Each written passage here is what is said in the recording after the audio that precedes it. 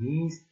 شما از 4 طریق در این سایت میتونید که اخذ درآمد بکنید که به راحتی پول به حساب شما بیاد. فرق نمیکنه که در ایران هستی یا در کشورهای مختلف، از این سایت میتونید استفاده کنید. فقط این سایت باید شما اینترنت داشته باشید. من منوهای مختلف رو براتون توضیح میدم.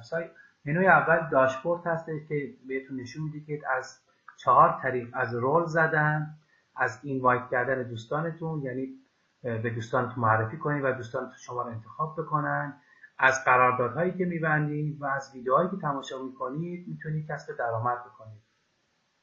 حالا به این 4 تا ما نگاه میکنیم که چطور میشه که پول درآمد.